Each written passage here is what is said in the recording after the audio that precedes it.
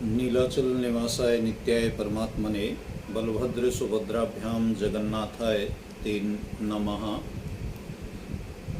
आज हम यजुर्वेद के 34वें अध्याय का जो शिव संकल्प सूक्त है उसके विषय में चर्चा करने वाले हैं।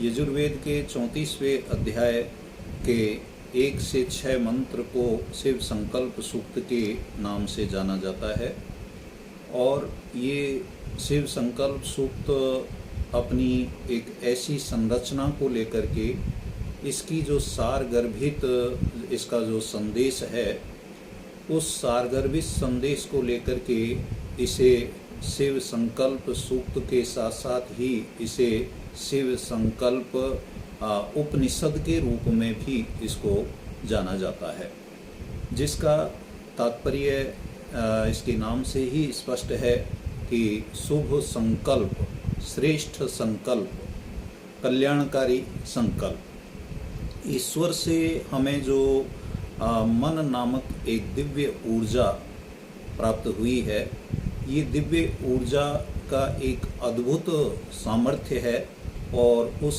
अद्भुत सामर्थ्य का वर्णन इस शिव संकल्प सूक्त के 6 मंत्रों में कहा गया है।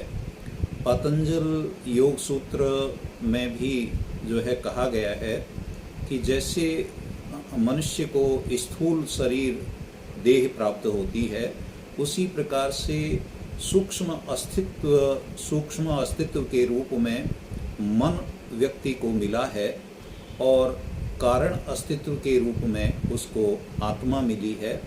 दार्शनिकों ने इसे छठी इंद्रिय के रूप में कहा है। मनुष्य के द्वारा जो भी होता है वो मन के द्वारा ही होता है।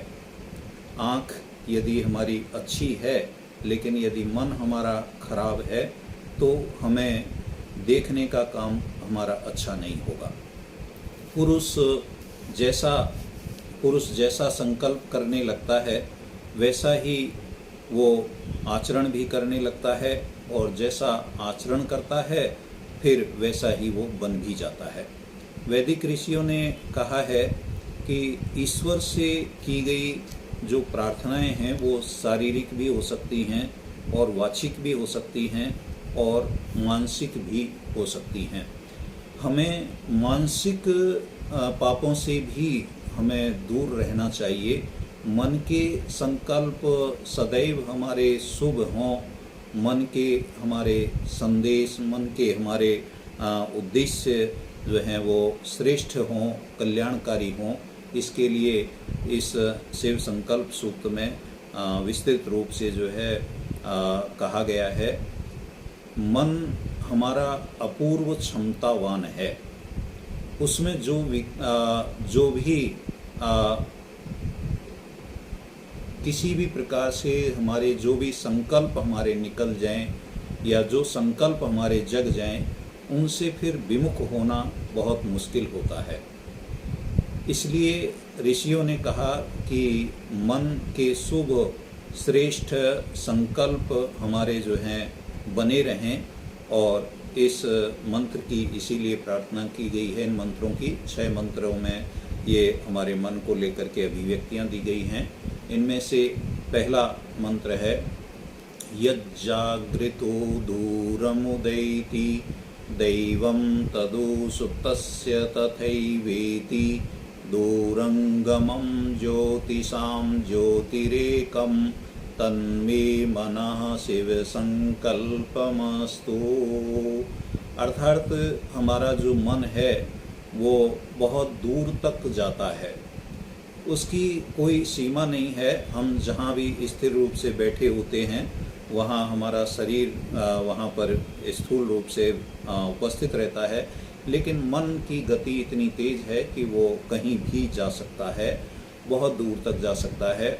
और जब सब लोग सुप्त अवस्था में होते हैं उस समय भी ये मन गतिमान होता है, उस समय भी गतिशील रहता है और ऐसा ये मन हमारा शिव संकल्प, शुभ संकल्प, श्रेष्ठ संकल्प से युक्त हो।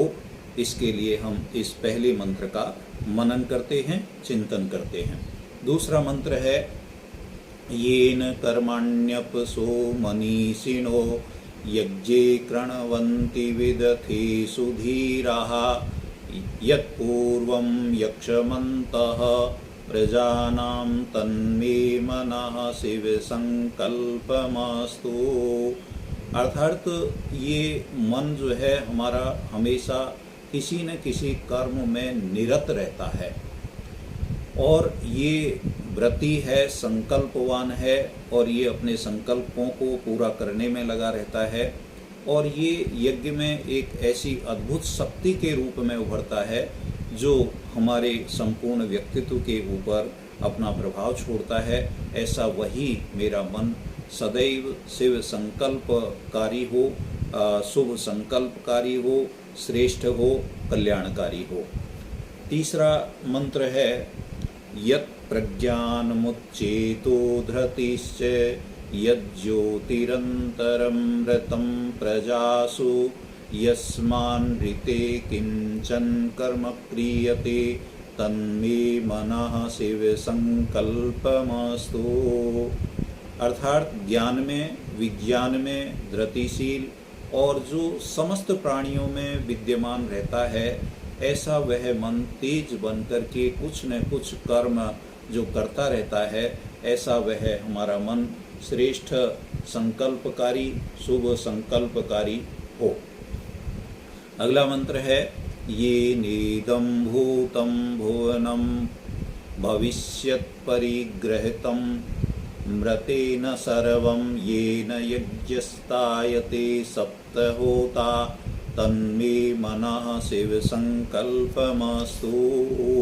अर्थात भूत भावी सतत वह जो अमृतवान है और जो सब कुछ संजोता है, ऐसा हविदाता जो 7 रूपों में है, ऐसा वह जगत का विस्तार रूप हमारा मन शिव संकल्पकारी, मंगलकारी, शुभ मंगलकारी, श्रेष्ठकारी बना रहे, इसके लिए हम इस मंत्र का मनन चिंतन करते हैं। अगला मंत्र है यस्मिन् ऋचः साम्यजुंसि यस्मिन् प्रतिष्ठिता रत्नाभाविवाराः यस्मिंश्चित्तं सर्वमोतं प्रजानां तन्मे मनः शिव संकल्पमस्तु।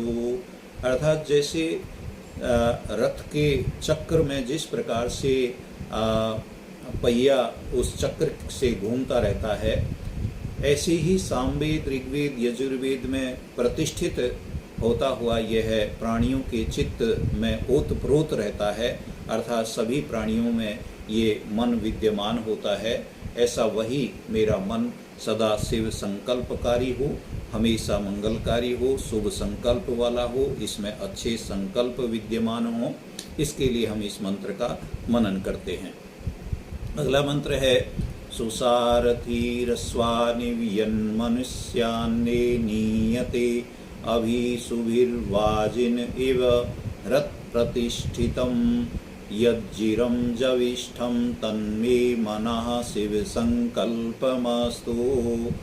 अर्थात जैसे सारथी जो है रथ को कुशलता पूर्वक अपनी वल्गा लेकर के और घोड़ों को आगे हाँकते हुए उसको सफलता पूर्वक आगे अपनी मंजिल की ओर बढ़ाता है, वैसे ही हमारे जीवन की जो मंजिल है, हमारे जो जीवन के संकल्प हैं, उन संकल्पों को प्राप्त करने के लिए ये मन जो है हमारा आगे की ओर हमारे जीवन को ले जाता है।